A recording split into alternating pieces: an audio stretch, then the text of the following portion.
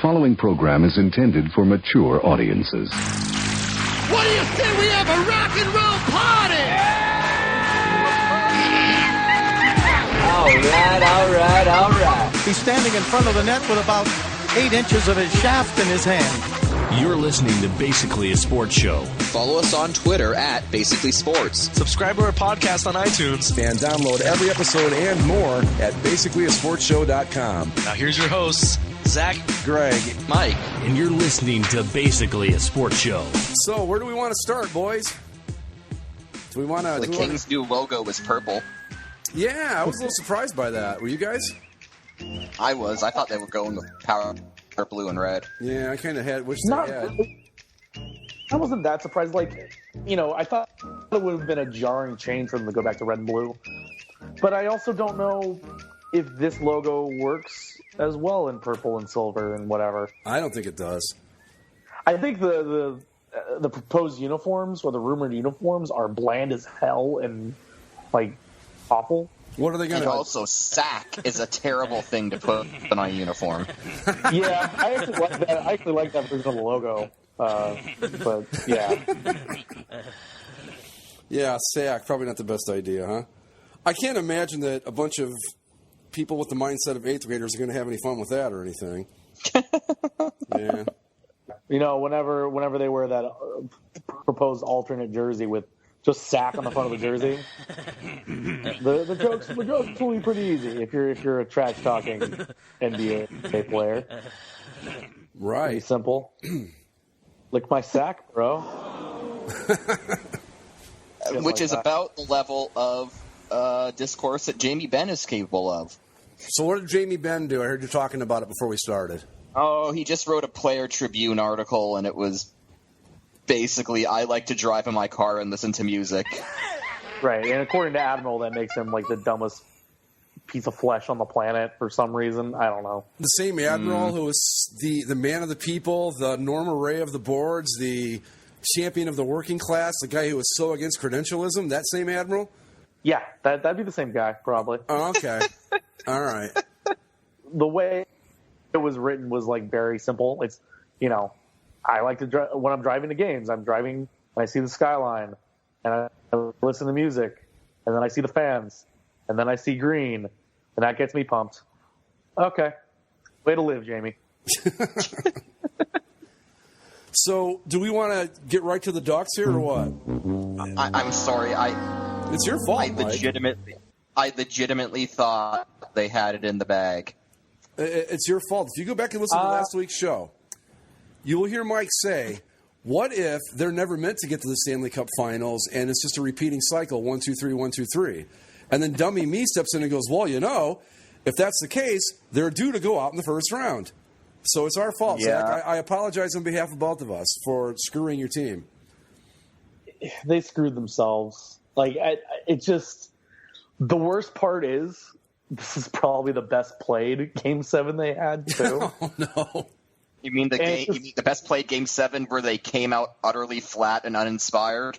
No, I actually thought they came out in the first 5 minutes, and I thought, oh, if they're going to play like this all game, then we're going to be just fine. We'll be okay. And, you know, I kind of joked to my grandpa because in the past 3 times, the opposing visiting team has come in and scored in the first 5 minutes. And in the cases of the Blackhawks and Red Wings, they both scored within like the first 2 minutes of the game. So they got through the first 5 minutes unscathed, and I thought they were playing well. So I kind of said, oh, look, we made it through the first 5 minutes. We're going to be all right. And then the Nashville scored in the 8th minute. And it was just, oh, no. They got their 2 goals in the first period, right? They got the 2 goals in the first period, and that was it. Yeah. That was the end. Once Nashville got that second goal, it was 2-0. Game was over. You know, the Ducks charged hard in the second or the latter 2 periods. They played with an emotion and a charge, and they started to hit people and tried to just put everything they could on net. But as we kind of talked about before the series, Nashville kind of did what Nashville does. They just clogged everything up. They were blocked every damn shot, getting in the lane, and the Ducks just couldn't break through. I think I put it on the boards that basically once that the Pirds got up 2-0, they were able to go play. It's not the trap, but it's really the trap the rest of the way. Yeah, I don't know. They weren't clogging up the neutral zone or anything, but they were just in the way. Yeah, they just that's the thing. I mean, when we talked about it, the style of hockey they play, they got a 2-goal lead, and then they just have to ugly their way out the rest of the way home, pretty much. I just know when it became 2-0, I stopped watching. I stopped watching. I said it's over, and then I posted on the boards, Zach, I'm sorry. Well, and the worst thing about it too was not only was it was 2-0, but normally 2-0 is something you can overcome, and the Ducks used the power play to open up the third period and made it 2-1. So once they scored to open that up, I said, okay, you have an entire period now. Yeah. And Nashville's going to be sitting back there, and you're just going to bulldoze them at some point. And it never came.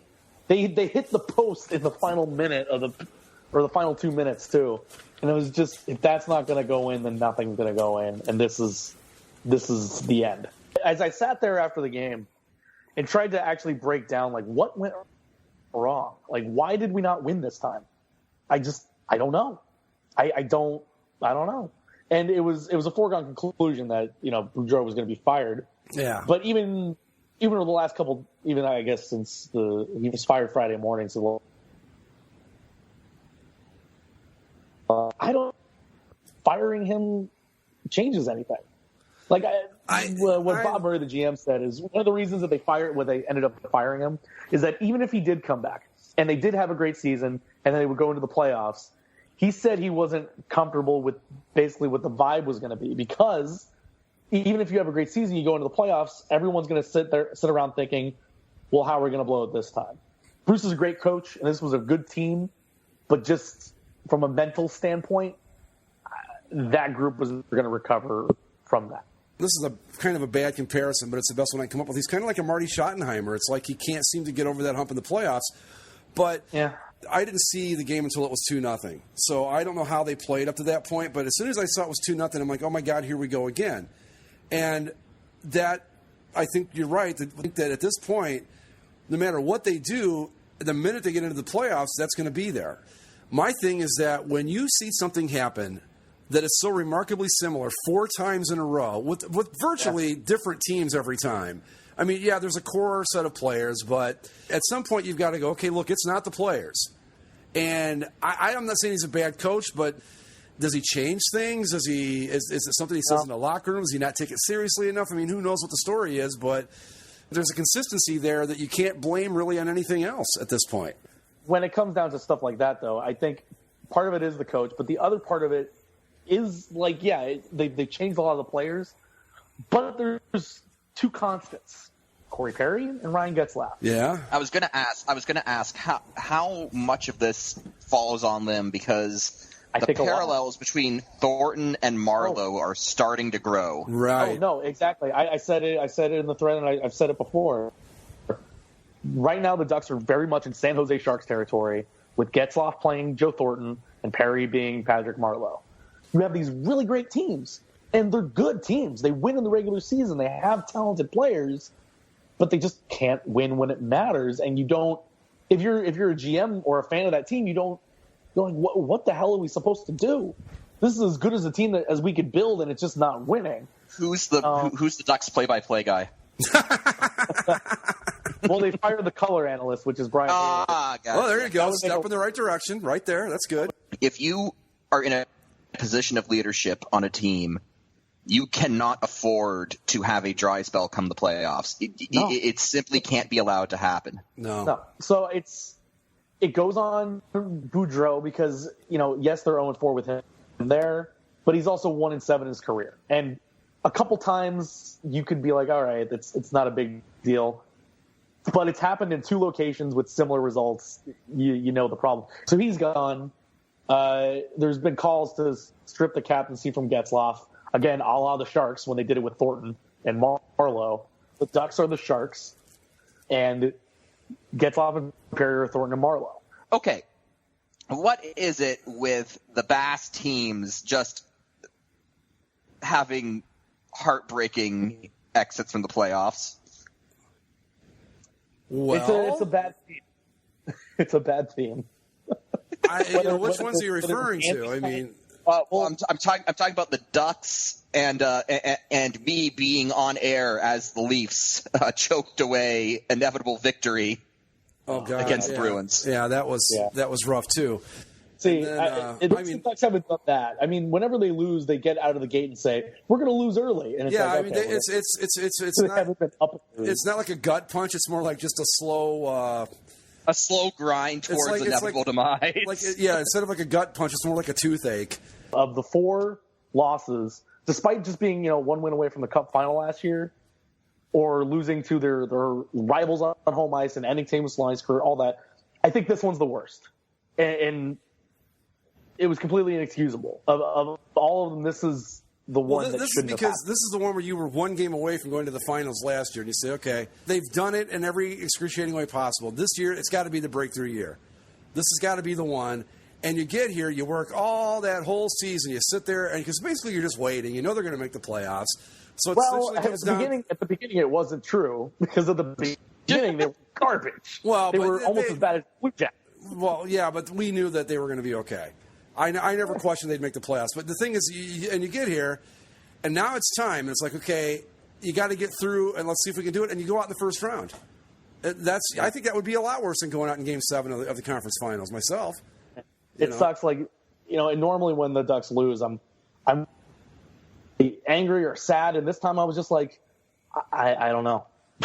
Like I said at the beginning of the show, just numb. But from one team falling to its Game 7 demons, how about the Blues overcoming their demons? Damn it, they finally did it for me. But the 1 year that I decide I'm not going to stick with them, they finally do it. But, wow, they actually pulled it off. Yeah. How about that? And, I mean, when Chicago started pushing in that third period and they get the goal, it's like, oh, Jesus, no. They're gonna score. Am I crazy? Greg brought it up, the double post. Before we get to that, am I crazy, or did you guys watch the second 2 periods of that game and go, how in the hell did they ever get a goal past Corey Crawford? Like Corey Crawford, yeah. I mean, at the second and third period, it was like, how in the hell did you guys score on this dude? He was I don't know, but yeah, the double post. You want to talk about the St. Louis Shaman getting involved? There you go, man. If that wasn't it, I don't know what is. That puck did everything it could possibly do except go across the line. Oh my God, a double post, and oh wow, that was amazing. Yeah, it really is kind of unbelievable. Yeah. It's the same thing. Like, it's kind of similar in that like I said, the Ducks had a similar thing where the puck goes off the post, and one of the guys, I forget who it was, said that if that puck is even just a quarter inch lower, because the Ducks won't hit the crossbar, then maybe you go into overtime and the game's completely different. Same with the Blackhawks.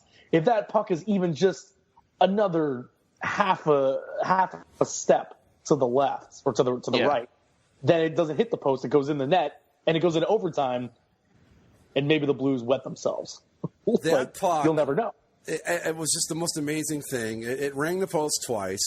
It rolled across the line, and all the while being out of sight of the goalie. I mean, it was like, and no one got there to knock it home. It was just amazing to me. I was just like, that is just some luck like you're never going to see in a sporting event right there. Unbelievable. But look at the Blues, and now they're going to lose to Dallas, but whatever. At least they got past Chicago, right? Oh, they won tonight. Today. Did they? Yeah, it's 1-1. Well, I give up on them quick. I don't have any faith. I think Dallas is entirely beatable, especially for the Blues, who play their defense and have better goaltending. I mean, at the end of the day, Dallas's Achilles heel is the worst Achilles heel to have when it comes to playoff hockey, and that is a mediocre goaltending situation. Like they won Game 1, right? The Stars did in decent fashion, 2-1, but then they come into this game and they let up 3 goals in the first period, and they switch goalies in Game 2 after they're already up in the series 1-0. You don't do that. They did the same thing in the Minnesota series, where the first time they lost, they switched goalies again. And every time they lost, they switched the goalie. Now, they'd done that throughout the season, and it kind of worked. Playoff hockey is a different thing. Right. You can't do it. And so I think, sure, it's a little quirk, and maybe Dallas can come back in the next game and do whatever. But if they keep doing this, they're going to do it one times too many, and it's not going to matter. I am going to play my I've played the game card again. And I'm just going to say that as a goalie, you want to get into a rhythm. Yeah. And I understand that Dallas has this dual goaltending situation, and I understand that they've been able to make it work for them. But when it comes to the intensity of playoff hockey, you've got to say, he's our guy, let him get into a rhythm. And you don't change goalies after, while you're still leading the series. That is insanity. So Kari Lehtinen played the first 3 periods of the series, but this time it wasn't even that they lost. He had one bad period, and they pulled him already. Are you going to be able to go back to him once, because Antiniemi ended up losing the game ultimately. Mm-hmm. He didn't give up any goals until overtime, but sure, Antiniemi ended up losing that game. So who starts game 3? Well, yeah, because now you've got a goalie that's kind of down because he got pulled, and another one because he lost in overtime. Right. Neither one of these guys are in high spirits today or anything, Mm-hmm. Well, I don't know. Mm-hmm. I'm with Mike. I mean, I think that who started Lehtinen? Was it the starter that got pulled? Yeah. Okay, so if he has one bad period, I mean, it's a 7-game series. Okay. Let's slow the roll here and try to take the long view. Now, if he starts getting lit up left and right, then you want to make a change. But one bad period out of I don't know how they did their goalie situation throughout the first series. I don't know if it was Lehtinen or Niemi that played the whole time, or if they after each loss they switched goaltenders. Okay, well, even then, all right. So if Lehtinen, if he loses today, sure, make the change, just like you've normally been doing. But I'm with Mike. I don't like yanking him in the middle of a game, especially when, even though you're going with a 2-goalie system, you've at least got some sort of pattern set up, whereas maybe they can't get any full rhythm, but they still know how everything's working. Niemi says, okay, you know what? If Lehtinen loses today, I'm going to start tomorrow, et cetera, et cetera. I would argue that even having a 2-goalie system in and of itself is a problem. Right. I mean, I've never seen – I can't think of any situation where the 2-goalie system has actually produced a Stanley Cup champion. I'd almost be willing to bet I'd almost be willing to bet it's never happened. It probably has. I'll say that, and we'll find out it has. If it has, it's like way back in the original 6 era. I was going to say, back then, like post-67, I really doubt it, yeah. But, back then, players also, smoked in between periods, so things weren't exactly the same back then anyway. That's so right. Shut up. They were men back then. Hypothetical complainers. They smoked back then, and they didn't wear masks, helmets, none of that shit. We're not badass enough playing without helmets and without goalie masks. We're going to smoke in between periods just to show you, so fuck off. That's hockey players there. I was going to say that probably since 67, I would bet you it hasn't happened. And back then, too, most teams just had one goaltender most of the time. I don't know, man. Without a mask and stuff, I'm thinking I'd carry 5 or 6, but that's just me. Well, in the earliest days of the NHL, each team had one goaltender, and the home rink provided a backup goaltender for both teams. God, you got to love time sports, right? It was one guy, and, if the home team needed him, they'd use him. If the road team needed him, they'd use him. Nice. So, old-time hockey. Eddie Shore. Just to finish up the West, Stars, Blues. What do you think? That's tied 1-1 at this point. Yeah, I think before the series I would have said Blues in 5, but I like Blues in 6. I'm going to go with Blues in 7. The Stars' dual goalie thing doesn't fill me with confidence, and the fact that they're panicking mid-game certainly doesn't. But at the same time, I think Dallas has just enough, at least as far as scoring goes, to kind of push the Blues to their limit. But I do think that over the course of a 7-game series, push come to shove, the Blues are going to prove that they are the better team, and Dallas will suffer as a result of their, musical chairs goaltending. Okay, what are we at? 1-1 right now? Yeah, 1-1. Dallas in 5. I'm going to stick with the reverse jinx. The Blues will not win another game in this series, and that'll be that. I want them to win, but I'm not going to predict it. I can't do that. That's not fair. I'm going to say, what'd you say, Zach? Blues in 6? Yeah, 6. Yeah, I'm going to go with that. I think Blues in 6 sounds pretty realistic. The other series, Game 2 going on right now. San Jose leads 1-0 in the series. Sharks, Purds.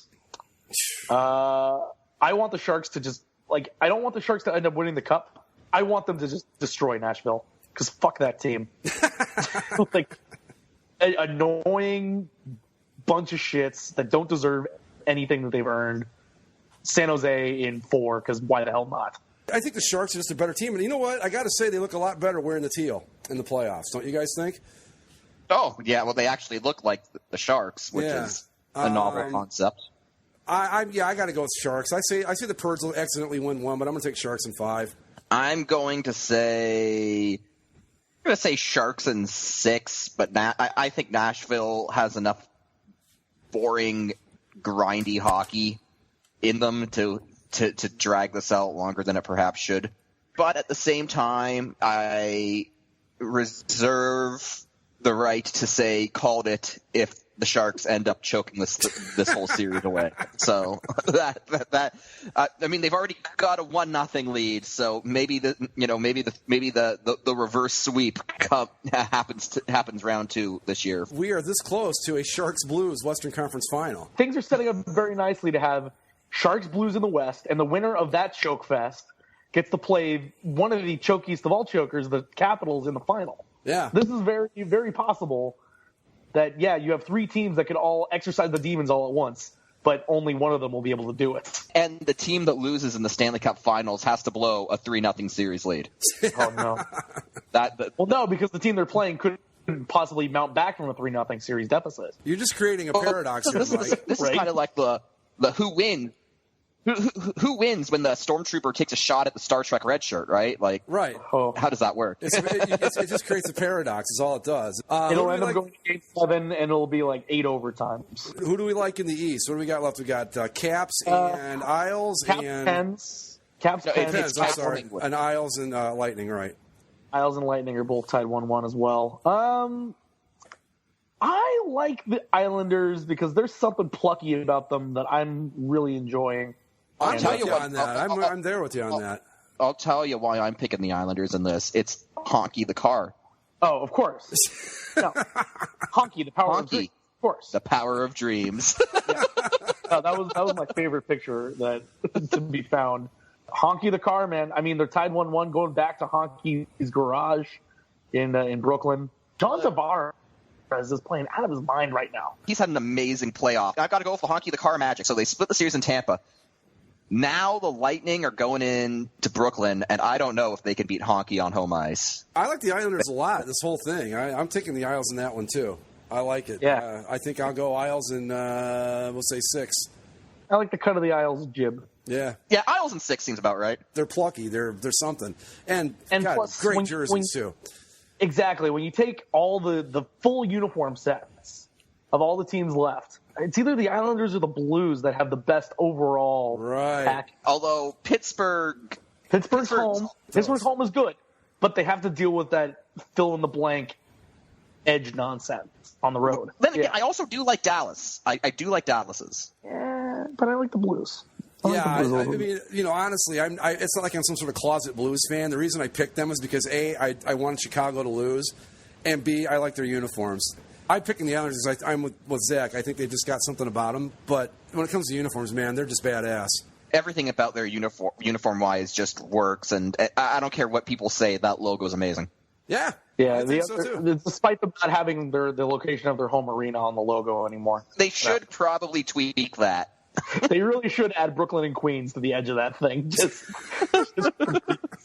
the other series, the eternal struggle, Caps versus Pens. Tied 1-1. I'm liking this Caps team a little bit too. I think the Caps take this one in 6. Both of these teams have seemed absolutely evenly matched. I've watched both games. I like Caps in 7 because they're that evenly matched. I'm going to go Pens in 7. Game 7, overtime. Sidney Crosby scores because he scores in overtime in deciding games against red, white, and blue teams. Yeah. You're always finding a way to get that in there, aren't you? It is time. Yes, Leafs talk. Leafs talk. Oh yeah. So listen here, we're happy to announce that the Toronto Maple Leafs they were able to keep that number 1 pick overall there, and might be drafting that Arizona kid, Austin Matthews. Not a good Canadian boy, but who knows? Everyone up here is very happy for themselves, but also kind of sad for our friends over in Edmonton that they did not again win the. Sorry, Edmonton, it just wasn't going to work out. But you need to spread it around because it's all right and fair. So Toronto, then Winnipeg, and then somebody. Oh, the Blue Jackets. They get the number 3 pick overall. So, let's go to the phones here. Let's go out to Mike in Ontario. Mike, what do you got here? You're live on Leafs Lunch. Hi, glad to be on Leaf Talk. First time, long time. So, this Austin Matthews kid, he says he's got mixed emotions coming to the Maple Leafs. What's up with that, eh? Oh, yeah. Well, you kind of feel for the kid. I mean, grew up in Arizona. Then he gets sent off to Switzerland, so he doesn't have to play juniors. But who wouldn't want to play juniors, right? That's just not very nice. I don't know. Let's go to our next caller, Mike in Ontario. Mike. Second time, long time. I got a plan of what they need to do with this Austin Matthews kid. Oh yeah. So who are you gonna pick? You gonna pick Austin Matthews, or are you gonna pick two of the Finns, or what you gonna do there? Yeah, pick Austin Matthews, and then you go to Arizona, and you go, hey, you want Mr. Arizona? How about you give us Max Domi? Got some Duclair, maybe send Strome over.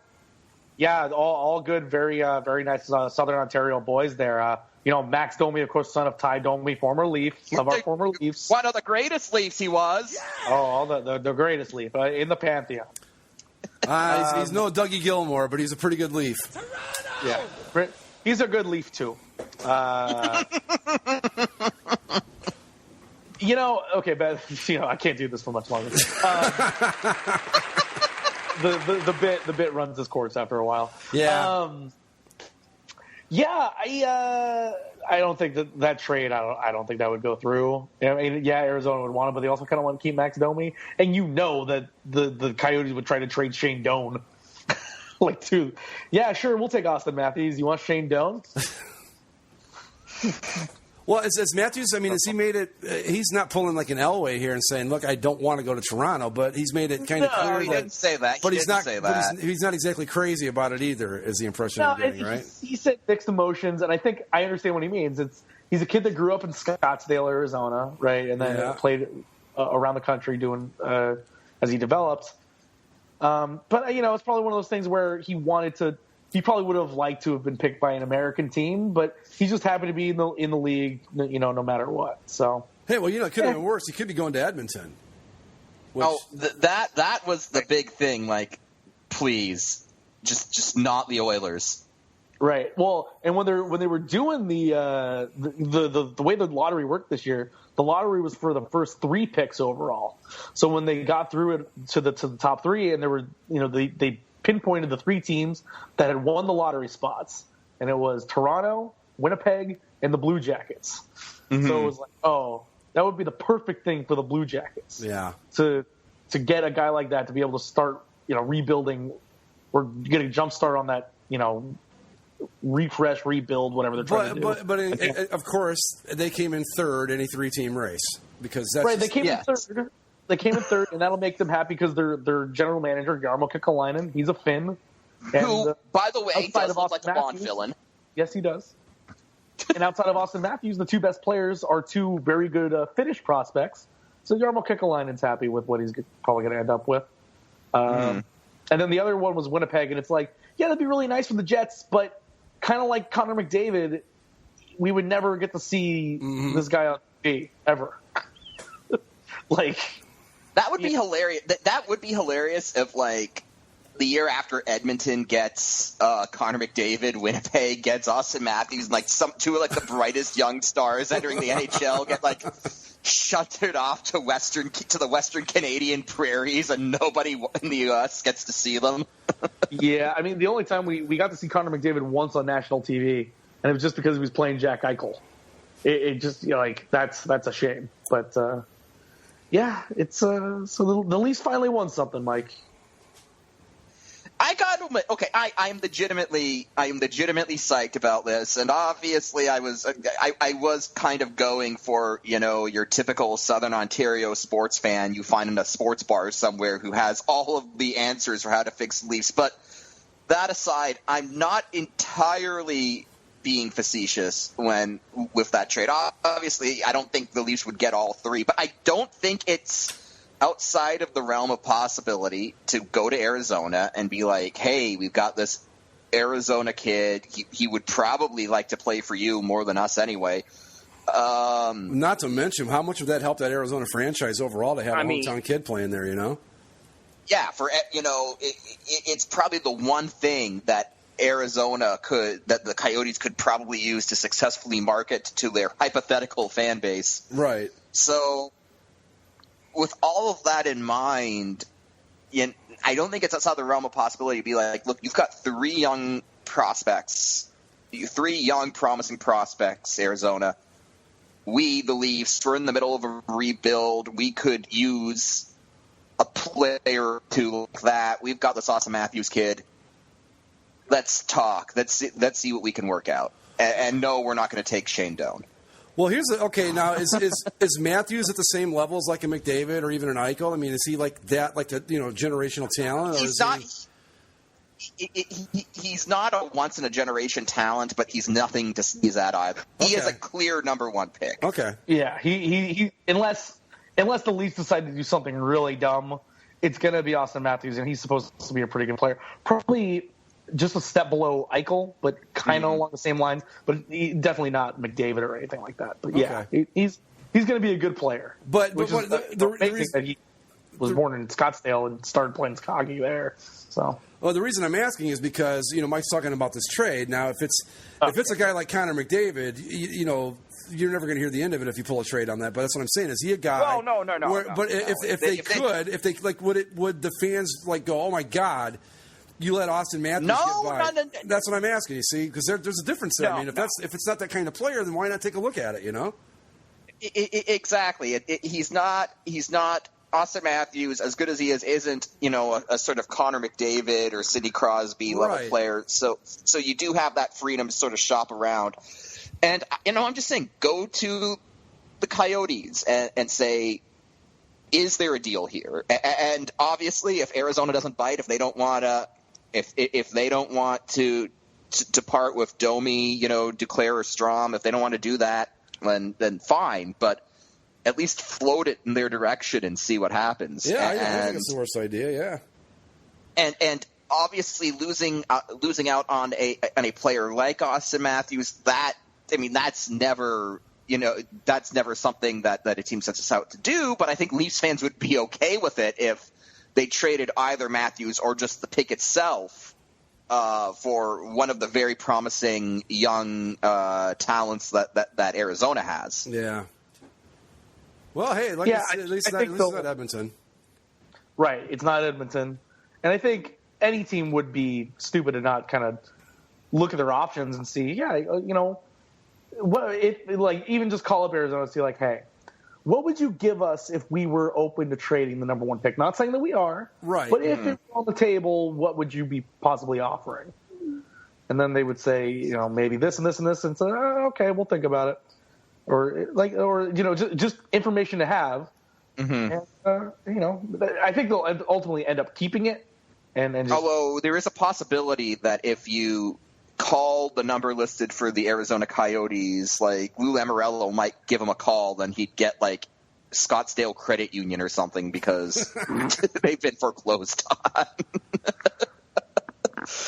But I'm excited about it. It is nice.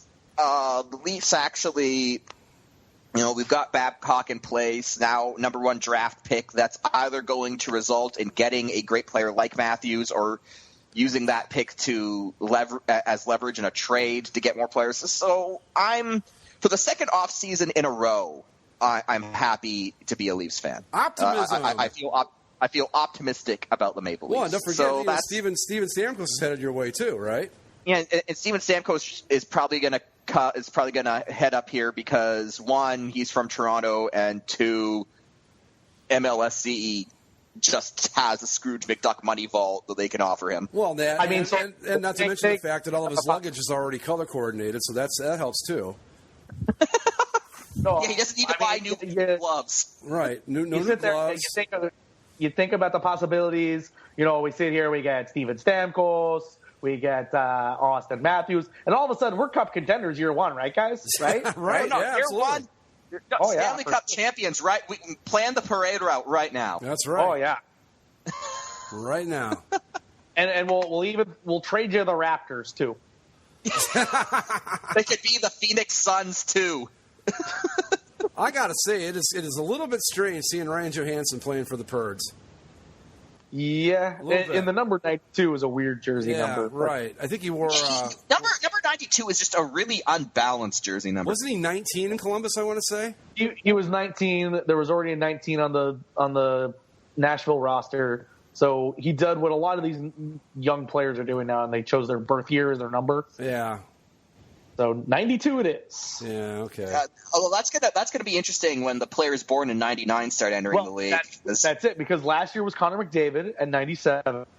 This year would be Austin Matthews, who I think is 98. So he is 98. Next draft is the 99 year, and so none of these. Holy shit! Kids born in 1999 are entering the NHL. Now I just feel old. Uh-huh. Yeah. Oh fuck. That's too bad. Ugh. But it is going to be hilarious. Like I'm just expecting to see like a lot of 96s because they're just going to like flip the second 9. Yeah. Because Gretzky got and I'm fine with that because no, you're not allowed to have the same number as Wayne Gretzky. You're just not. I think Johansson he could have done like I don't know. I think he would make a good number 21. I think that's a good number for him. I think we lost Zach. You there? No, I'm here.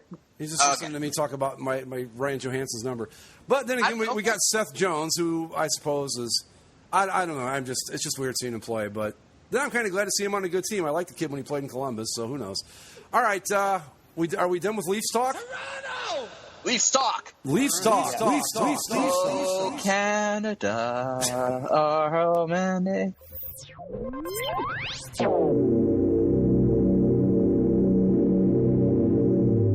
Shall we talk a little National Football League? National Football League draft in Chicago. Now, let's be honest. Second year in a row. Let's be honest, because we gave ourselves a hard time last week for talking about the NFL. Did any of us pay any attention to it? As a Los Angeles Rams fan, it was my duty to see the number 1 overall pick, Jared Goff. Yeah. Just want to say it again, for reference. Los Angeles Rams. Los Angeles Rams. Sounds good. Angeles Rams. Speaking of this, I don't know. Maybe Zach put it in his tabs. I don't know. I doubt it, though. It's kind of off the radar. But ESPN did an article. I forget who wrote it, but they did like thumbs up, thumbs down on the draft.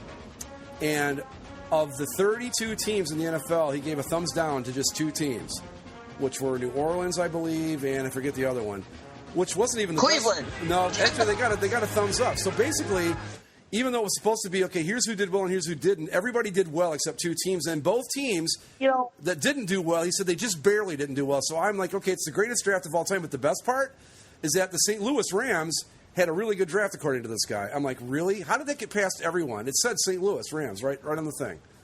Ugh. But I hate those draft grade things because usually everyone's like, oh, B, C, B, C, A, B, 1 D, no F. What are the credentials for an A versus, say, a B? I have no idea. It's pure opinion and conjecture because you don't know how any of these guys are going to turn out. I mean, yeah, you might. It's like stock speculation, or maybe it's just you just don't know. I mean, there are very few sure things in the draft, So, but tell me about it, Ryan Leaf. Yeah, no kidding. But Jared Goff goes number 1 overall. He will be the quarterback of the Rams. Yeah, good from Cal, so that's kind of cool. Local guy. From Cal to SoCal. How are you feeling about that? How are you feeling about that, Zach? Are you happy that they chose him over Wentz? To be honest, I have no idea. Mm-hmm. Because it was just so funny how over the span of like a month, everyone all of a sudden knew everything there was to know about a Division I AA quarterback that they've never seen play. And so, I've read all the things about Carson Wentz and, heard all the breakdown of him. But, going from one AA competition to, obviously guys like Joe Flacco have done it. And, Joe Flacco was on Delaware. Right, but still, Flacco's been a productive NFL quarterback to an extent. Yeah, I agree. He may not be an elite quarterback, but he did go from Delaware to being an NFL starter. And for Carson Wentz, he played for a back-to-back national champion in North Dakota State, who I think has won the last 4 1AA titles, actually. So not only is he 1AA, but it's championship level. Like, they're good teams. And you would think that the best teams 1AA could be comparable to maybe like a mid-level Division I school. I would think, yeah. Yeah, so he may not be terrible, but... He could probably beat Vanderbilt. Yeah, I think the difference was always explained, whatever I could find, was that Carson Wentz will still need some time to grow, whereas Jared Goff could be more ready to play sooner than later. Yeah, I think Wentz is like the more prototypical size and all that, and he didn't he play in a pro-style offense in North Dakota, too? Or kinda. And, yeah. Like Goff's big thing is he doesn't take snaps from center, but come on. Yeah, Goff played an air raid offense, and he lost a lot of games at Cal, but he also scored a hell of a lot of points. Like, I remember this season they played a game at Texas, and I think the final score was 53-52 or something like that. Yeah. And the only reason Cal won was because Texas missed an extra point. Yeah, I remember that. We talked about it on the football show, but I don't know. I will say, the Browns got Cody Kessler from USC. Look out. Yeah, 2S Kessler. Way to go. Didn't they got like a couple wide receivers? I thought the Browns actually had a pretty decent draft. They did well on a couple picks, I thought. And I'm not big on the Kessler pick. It's like, come on. I mean, I can see where you would think it's worth a shot, but really? Yeah, because RG3 is probably going to play, but why not have a quarterback that maybe you can groom and maybe become something? You never know. Well, in Cleveland, because that doesn't happen then. You don't get groomed in Cleveland. You don't last long enough. This is a new Cleveland, Greg. Oh yeah, okay. For what, the 35th time now? Yeah. What number of New Cleveland are we up to? This is the Browns version 13.0 or whatever. But I wanted to talk a little bit about the kid from was it Mississippi, Ole Miss? Ole Miss, yeah. He was a left tackle, Jeremy Tunsil. A lot of people had ranked as the number 1 prospect in the draft, and then, man, I mean, it's like his whole world just fell apart on national television Thursday night. Well, he had I guess he was being sued by his stepfather at the time. I forget for what. And then just before the draft started, he says that somebody hacked his account and posted a video of him taking a hit from a marijuana bong. Oh, a gas mask bong. I mean, he wasn't messing around. This is like the hardcore bong and stuff here. Hit from a bong with a gas mask on his face. So it filled up the gas mask. That came out like 10 minutes before the draft started. So that wasn't good. And then when he was eventually picked, number 17 by the Dolphins? 13. Mm-hmm. 13? Yeah. Then when he's, in between him being picked and his initial press conference, his Instagram was hacked again, and somebody posted a video or a picture of him accepting money from Ole Miss coaches. Right, yeah. And when he's asked about it, it's like, well, did this happen? In his press conference, he said, yeah, I guess I did do that. And then as soon as he says that, there's like some handler comes up and takes him off the stage. The thing that irked me about it was one of the ESPN guys. Now, look, I understand that, probably not the best place to do it or whatever, but he got all over him like, you don't do that. You don't throw your team under the bus and all that. It's like that. So he was basically getting on the kid for telling the truth, which I thought was as hypocritical as all hell. My girlfriend pointed this out. She's like, had they asked him about it and he said no, that same reporter who busted on him for telling the truth would have been, we've got proof, so you're lying. I mean, he couldn't win for losing. But I just thought it was so hypocritical. Well, I'm not sure, like, what exactly you expect him to do, given the evidence that was presented. It seems pretty clear cut that he did do that. Right. So, I mean, what do you expect him to say in that situation? Exactly. I don't recall an NFL draft ever where this kind of thing happened to a player. I mean, we saw Aaron Rodgers plummet in the green room a few years back. Geno Smith, who sat there through the whole first round and didn't get picked until the next day. But I'd never seen anything like this, where the dude, it was like he was going in, like, pretty much guaranteed to be the number 3 pick, and all this happened within, what, a half hour, whatever? Yeah. Yeah. I think, from what I understood, though, it wasn't just that stuff. There was some concerns about him anyway. Right. And obviously that didn't help, but it sounded like he was going to fall a little bit no matter what. Yeah. The draft is what the draft is. It's whatever. I don't know. But you know what? I guarantee you that it got bigger ratings than the NBA and the NHL playoffs. Oh, definitely. I just find that ridiculous. We're watching kids get hired for a job, and this is entertainment, I guess. Well, that's okay. Well, that brings up something that I thought was insane. So I turned on the draft coverage a little early just to make sure that I had it on TV for the Rams pick.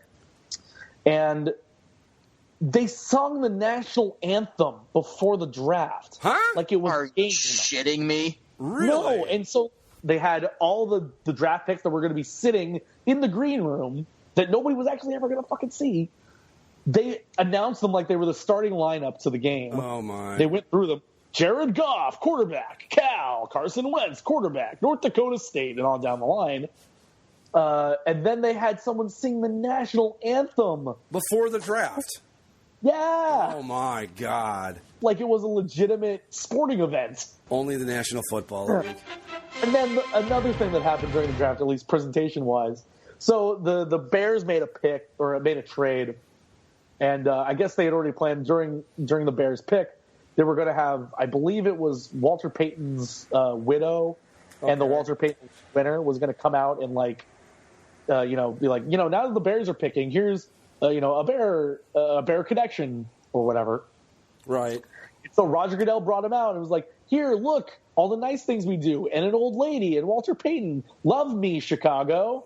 Mm-hmm. And then during that same pick, before they even made the pick, they brought out like this whole youth football team, like all these children. Oh, I saw that. Yeah. And it's like Roger Goodell bringing out, look, Bears players and children, love me, don't boo. Yeah, it was the saddest attempt to try to avoid catcalls. Yeah. But then, of course, when he actually came back out with the card, because Goodell came out 3 times, the people were pissed. He came out the 3rd time, and of course, still got the boos because he's Roger Goodell. But I don't know. Yeah. The whole league. Well, these are the sort of things that Roger Goodell needs to accept are going to happen at this point in his life. It was funny because I was watching the draft and I told my girlfriend, because we're going to be Rams fans now. Watch the draft. So she did, and she just kept it on because I guess there was nothing else on. And Jacksonville's making their pick, and they're like, wow, the one Jacksonville fan in the crowd. And I'm like, yeah, if you're a Jaguars fan and you're like what did they pick, like 7th? I don't And it's even like, know. yeah, let's go to Chicago to see the draft. What do you see at the draft? I don't know. You sit there and you wait for a guy to come out, read something. A player comes out, takes his jersey, and then disappears. And that's it. Mm-hmm. Here's how I look at it. Like, say if I were still in Ohio and the draft was in Columbus and I happened to be in town, I might go just to say, okay, I've been there. But that's it. I mean, I'm not going, like, even living only an hour north of Columbus, I'm not going to make a special trip. I'd have to be there to begin with. Exactly. I've always the NHL draft is one that travels around. And when it came to LA a couple of years ago, the Ducks weren't an early pick or anything, but I said, well, it's here. Yeah. Maybe I'll go. Yeah, as a sports fan, you just check it out because it's something you could say you did. But I'm not going from Jacksonville to Chicago. Believe me, no way. I've never gotten the appeal because it's, well, like you guys said, it's you sit in an auditorium and you basically watch people get up and read off names, and then people come onto a stage and they shake hands and get a picture taken. Yeah. You're essentially watching a graduation ceremony. Right. Well, and the thing with the NFL is, too, all the teams' war rooms are all in whatever their practice facilities are back home. Yeah. There's just a couple guys sitting at a chair with a helmet on it that answer the phone. Yep. Whereas with the NHL draft, all the teams' front offices are on the draft floor. Oh, no, that'd be kind of cool. So if you're there, you can if you pull out your binoculars, you're like, okay, let's see what the Ducks table is doing. Oh, there's a guy walking over. They're talking with the Predators table. What are they talking about? Are they trying to make a trade here? And you can kind of follow along with if you're following on Twitter, you can say that there's a trade talking. You can see things actually moving around and happening. Whereas the NFL one, the NHL ones take place in an arena too, so it's a little bit easier. There's food. You can just get up and walk around like it was a game. But the NFL one, it's in a theater. I don't know. And it was just so funny because I noticed every single time that Goodell came up with the pick, everybody in the auditorium stood up like, "Oh my God, he's about to make the pick!" And then they would cut to the fan and. Why are they standing up for him like he's the goddamn? No, they're standing up to make sure they can see, Mike. When he opens the envelope, you see, don't want to miss that.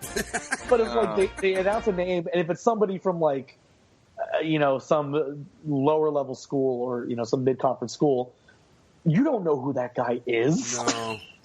And so they cut to whatever fan, and they yeah, okay, that was our pick. Great. My team picked a human being. Yes. Yay. Let's see. Okay, the envelope got out. No one tripped and fell. Then we picked a player. All right, good for us. Go team.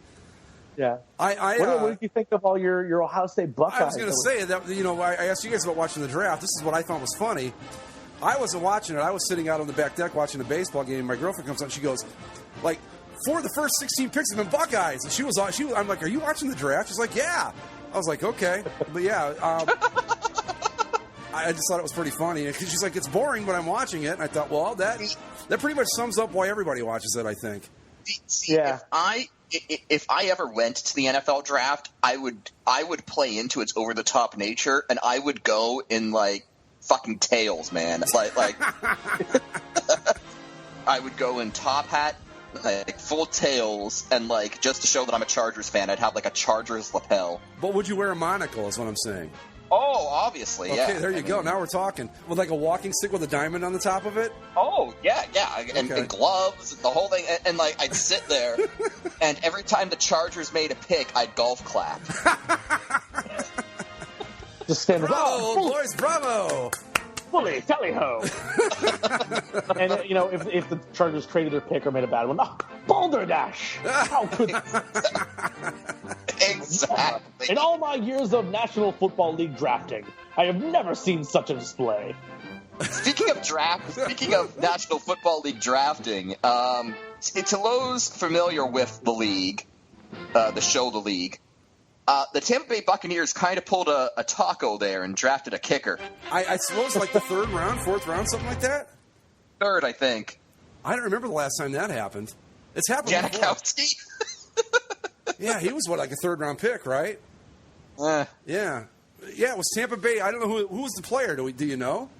Because I don't know off the top of my head, but apparently he's the most accurate kicker in NCAA football history. Okay, yeah. I don't know that I'd waste a pick on a kicker, but all right.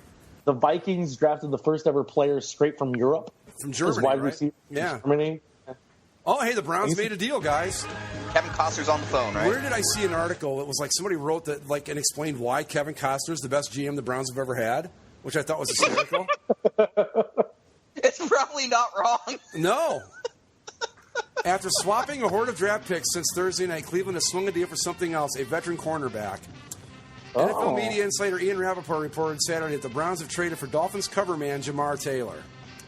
To engineer the deal, Cleveland and Miami swapped 2016 7th-round picks, leaving the Dolphins with number 223 and the Browns with number 250. Okay. Good for them. I think one of the an analysis of the Browns draft that I read was the guy said, well, they got a lot of players. Which, okay, good enough. Right. They have a bunch of potential new Browns. Right. I think the end result of the NFL draft this year is that Sam Bradford is salty. Yeah. Yeah, he's he knew that they were never going to keep him. What is that about? He was even if they didn't draft this quarter Carson Wentz, he was still only going to be there for 2 years and then done. What did he do? What did he say that he's mad about it? Basically, because he's not in their long-term plans. Like, you're track, you dipshit. You're kind of terrible. Haven't they both? Aren't both of his knees bad? And I mean, he's got all sorts of problems. And he sucks. Well, there's that. Yeah. Quite frankly, I don't know what he's pissed off about. His contract that he's still getting paid in full for is enough for him to just disappear and never have to work again after it's over. Right, I don't, man. Just be happy that anybody's signed into a contract. Like just play out the 2 years in Philly, then retire, and then piss off. You don't need the NFL anymore. That's my thought. Go back to Oklahoma and settle down. Right. Whatever, man. Okay, so I thought real quick we'll go through each of our teams and see how they did here. Zach, your Los Angeles Rams. Boy, that is just so much fun to say. Los Angeles Rams. With the first pick in the draft, the Rams selected Jared Goff, quarterback Cal. Their next pick was the 4th round, pick number 12. They took Tyler Higbee, a tight end from Western Kentucky. The Hilltoppers getting into the draft here. Look at that. Yeah, the Rams were a little bored. They made all those picks, and I thought that maybe they would try to trade up into the 2nd or 3rd round just to have another pick. But, sat around to the 4th. Another tight end. They do well with tight ends there with the Rams. And then another round 4 pick, they picked Farrell Cooper, wide receiver from South Carolina. Good. A hawk. Number 6, the round 6 pick was Tamarick Hemingway, tight end from South Carolina State. Josh Forrest, inside linebacker from Kentucky, and rounding it out was Mike Thomas, wide receiver from Southern Miss. I don't know too many of those guys, but it doesn't seem terrible. Mike, go ahead. The big deal is Goff. Right, exactly. The big deal is Goff. They have a quarterback now, and we'll see how he develops. But he looks like a Los Angeles type quarterback. Got the looks, California kid. There you go. Played plenty of games in the Coliseum. So, Mike, your San Diego Superchargers, number 3 pick in the first round. Superchargers. Going with an Ohio State Buckeye, Joey Bosa, defensive end from the Bucs. I'm very happy with this, considering that the defensive line on the Chargers end has been, kind of shit the last couple of years. It was a fantastic choice, and I always, especially in football, you always have sort of, I guess you have like the glamour positions, then you have the trench positions, and it's always nice to see a team actually be smart about drafting and be like, okay, we can use the draft to strengthen our lines and not just draft wide receivers and quarterbacks and running backs, because that. I think Trent Richardson kind of killed drafting the running back for a while. I thought so too until Zeke Elliott went 4th to the Cowboys, but yeah. Yeah, but he wasn't first, I guess, is what I'm saying. Yeah. Like, you're not going to see a running back go top 3, I think, for a long time, thanks to Trent Richardson. But I'm surprised that one went in the first round. I mean, I'm surprised we saw one in the top 15. But your second pick. Go ahead. I was just going to say, very happy. I'm actually very happy with the first 2 picks, to be perfectly honest. Hunter Henry from Arkansas, a tight end, your number 2 pick. I mean, okay, Antonio Gates is getting to the point where he's going to start falling apart. Mm-hmm. So, I'm kind of very angry that they wasted their window, and I think they had a really great thing with Rivers to Gates for a long time. Yeah. And Gates and Tomlinson, that was a hell of a team. It was a fantastic team, and it's kind of bittersweet where it's like Antonio Gates, it's time to move on, and I'm really angry that they never accomplished more with him. But at the same time, it is what it is. He's moving on. You need to fill that huge hole he's going to leave in the offense, and Hunter Henry is he's a fantastic fit there. I mean, obviously NCAA and NFL are different things, but Hunter Henry didn't drop a single pass in 2015. So nice. that and the SEC isn't the NFL, but as far as NCAA goes, I think that's a pretty hard-hitting conference. Tough competition, right? Your number 3 pick was Max Turk, a center from USC. Again, I'm happy that the team seems to be smart enough to try to use the draft to build up their line. So number 4, look at you guys. Look at 2 out of the first 4 picks are Ohio State Buckeyes. Josh Perry, inside linebacker from The Ohio State University. Another good. I'll tell you what. If Bosa and Perry can play similarly to how they played at Ohio State for you guys, you've got 2 really good players. Now you never know. I mean, it's not. And they're both on the defensive end, which is promising because the defending Super Bowl champions and our division rivals, the Denver Broncos, are currently being helmed by the Sanchez. So that is promising. Let's see. Number 5 pick was a compensatory pick from somebody. Jatavis Brown, outside linebacker, Akron. Look at your San Diego Superchargers digging into Ohio here.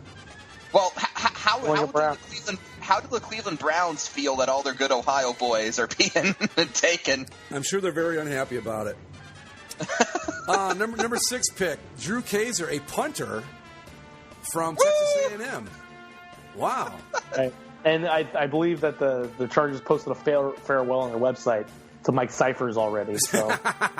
Oh, well. No, they did. He was a good punter for a long time. He was. This is again very kind of bittersweet, where we're kind of seeing the last remnants of that old Chargers team, like the Chargers team that I grew up rooting for, kind of fade away. So whatever. Number 6, the second pick in the 6th round from the Vikings, Derek Watt, fullback, Wisconsin. And your last pick in the 7th round, Donovan Clark, an outside guard, a guard from Michigan State, big dude, 6'4", 315 pounds. I think the Chargers had a pretty solid draft there, really. I'm happy about it. Which leads me to believe that Spanos didn't, Dean all over this thing. Like that could have ended badly, but. My Green Bay Packers, first pick, number 27 in the first round, Kenny Clark. So you were on the phone directing all of this, right, Greg, as the owner of the Packers? Well, I was supposed to be, but I forgot about it, so I hope they did okay without me. Defensive tackle Kenny Clark from UCLA. Zach, you know anything about him? Being a SoCal Nope. boy? Okay, well, all right. Nope, UCLA sucks. Oh, that's true. Number 2 pick, Jason Spriggs, a tackle from Indiana. All right. Sure. Number 3 pick, Kyler Fackrell from Utah State, a linebacker. I'm glad to see that we've got some defensive issues being addressed here. Blake Martinez, linebacker from Stanford. 4th round pick, the other 4th round pick, Dean Lowry, defensive end from Northwestern. 5th round pick, Trevor Davis, wide receiver from Cal. You know anything about him? Jared Goff threw to him. Okay, well, that much we kind of figured. And the last pick for the Pack, Kyle Murphy, a tackle from Stanford. All right. Well, not an exciting draft. And just because it's always fun to make fun of them, let's see what our beloved Cleveland Browns did. Should we make the Browns the official football team of Basically a Sports Show? I'm in favor of it. Okay.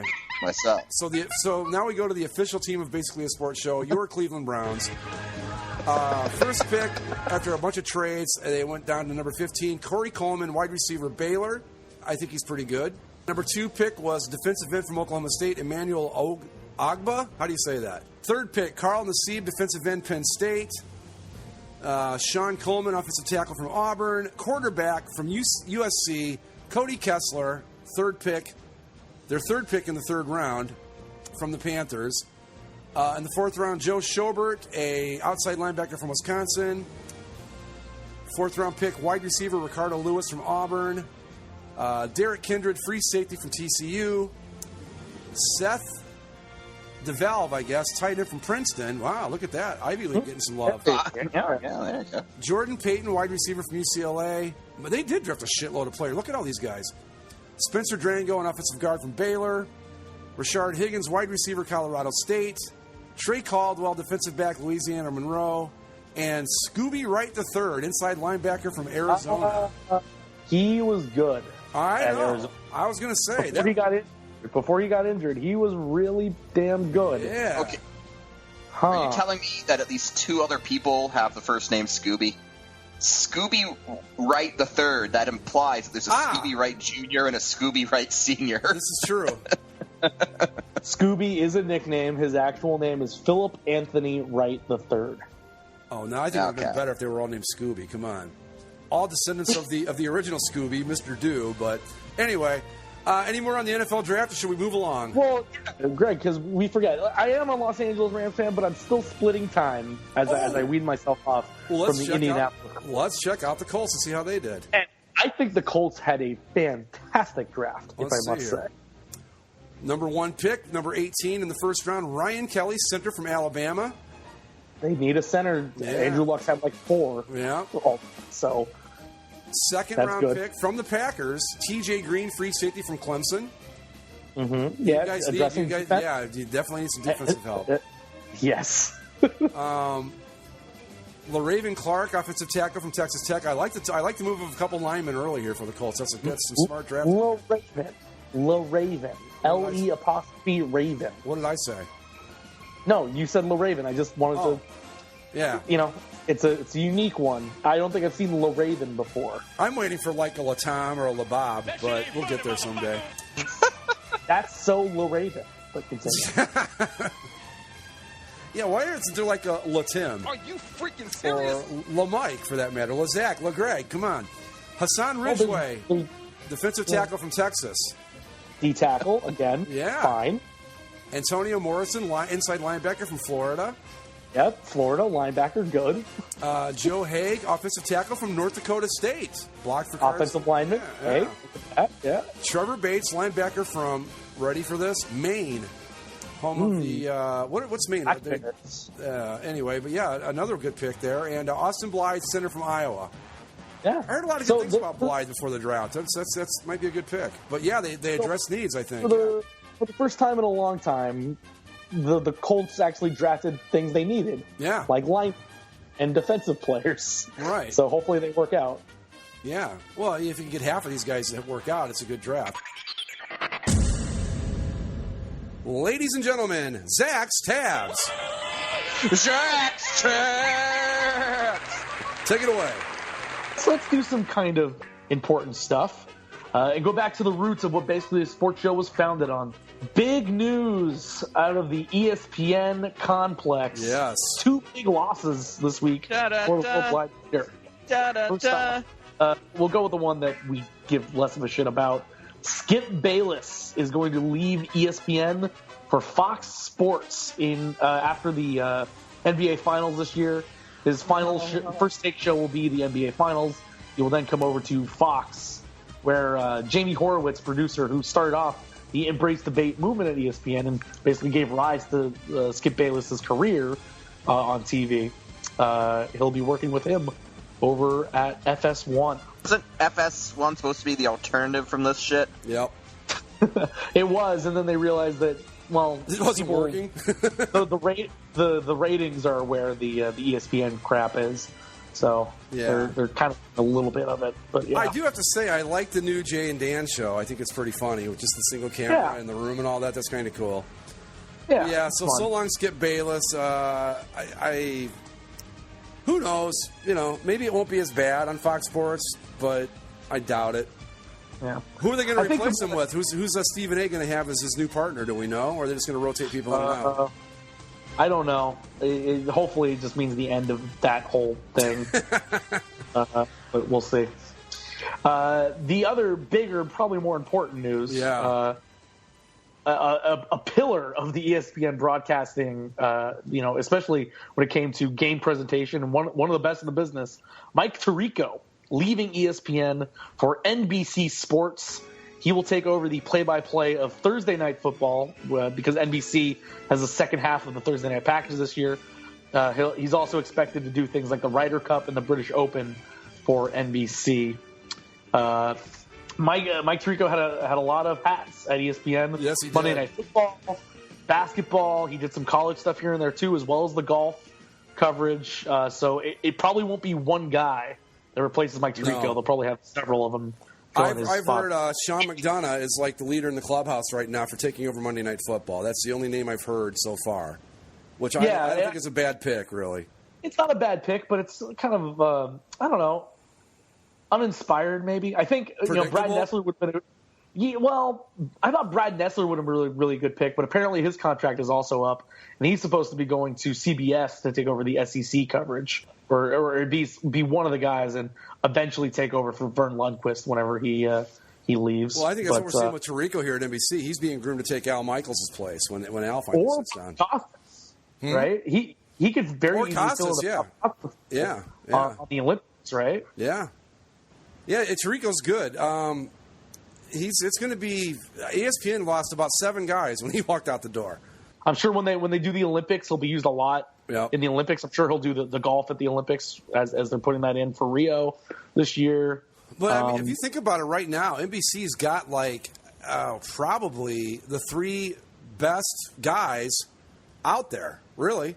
You know, you got Michaels, Costas, and now Tirico. I mean, that's a pretty powerful setup there for those guys.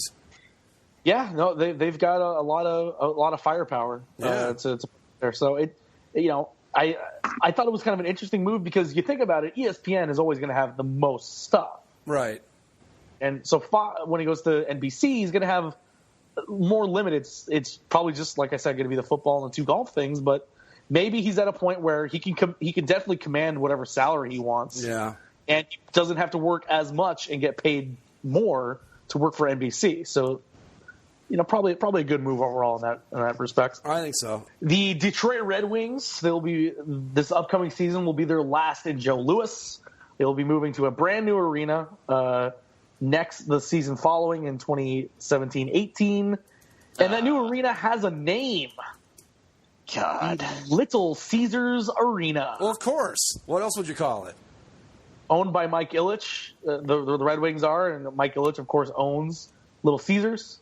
It's given rise to many a bad nickname already.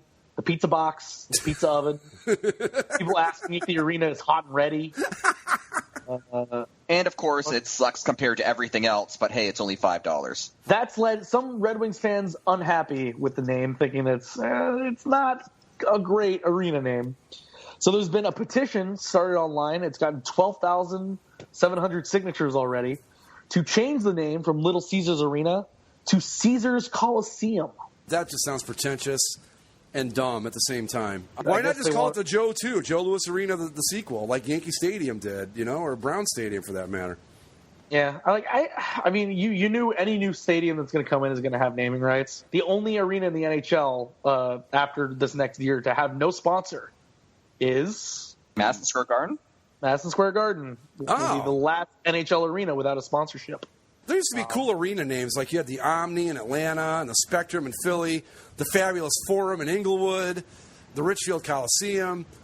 We used to even with corporate sponsors, like there was the Arrowhead Pond. Like that's different. Yeah. But, now it's just... The problem, though, with all the... Maple Leaf Gardens? Come on. The problem, though, is that you if you try to get creative with a lot of these corporate names, the corporate sponsors don't like that because then the shorthand drops the sponsorship, and that goes against the point of why they're paying for it. Yeah. Right, of course. Like, and that's why everything's a generic center or an arena or, yeah. Yeah, like you couldn't, like my dad was always pissed off that it wasn't like the Bell Forum or the Molson Forum after the Canadians moved out of the Forum. Well, if they called it was the Molson Center for a while afterwards. Well, if they called it like the Molson Forum, people would still just be like, oh, we're going to go to the Forum. Yeah. Right. But even some of these places have nicknames. Like nobody's going to tell me they know exactly what the Sharks Arena is, like on a general fan base. They probably just say, "Oh yeah, we're going to go to the Shark Tank." What the hell is the name of the arena? You don't say SAP Center. Yeah, SAP okay, Center. that answers my question. Well, when the Browns first came back, they did something I thought was interesting. Instead of naming the stadium, they sold naming rights to the gates. It's like you went into First Energy Gate, or you went into I forget what the other ones were, but they were all. Like it was called Cleveland Brown Stadium, and then like every gate had a naming thing on it, that'd be kind of a cool way to do it. But yeah, it's just a shame that wasn't it your old place called Maple Leaf Gardens, Mike, or something like that? Yeah, Maple Leaf Gardens, which is an awesome name, and now it's the Air Canada Center, which is just kind of whatever. I was just devastated to find out that Great American Ballpark was actually a sponsor name. I thought it was Cincinnati being really pretentious, which I still thought was cool. But well, they deserve to be. They are, I think, the one city that's allowed to be pretentious about baseball because it's like it's the oldest team. Yeah. They have a parade for opening day. What they could be the pretentious baseball city. Yeah. Well, that name is similar to what the Great Western Forum was. Right. Yeah. People just think that the Great Western Forum. Great Western's a bank. Great Western was a bank? Yeah. I always thought it was just I just thought it was like a cool name. Right, like, exactly. It's the Forum. It's the Western Forum. The Great Western Forum. Like the Lakers have won by championship 3. It's not the Forum anymore. It's the Great Western Forum now. Because the Lakers are just badass. But no, I guess not, huh? Oh well. Well, thank you for telling me Santa Claus is real, Zach. I know. They actually. I don't think there's a. I think it's just the Forum now. I don't think it has a sponsorship anymore. But they refurbished it recently. It's really nice. Great concert venue. Yeah. Yeah. Man, I tell you what, that place was freaking ground zero for cool basketball back in the 80s, man. But anyway, is that it? That's it. All right. Well, follow us on Twitter at Basically Sports. You can listen to all of the episodes on the website, basicallysportshow.com. Subscribe via the iTunes, the Stitcher, the Spreaker, the YouTubes, and you can find us on Facebook. Any final thoughts, guys? Go Leafs, go! Go Blues. There you go. Blues. Go Blues, go Isles. Yeah, sure. Why not? Go Isles. Honky, the power of dreams. We'll see you next time, folks. Later. Later.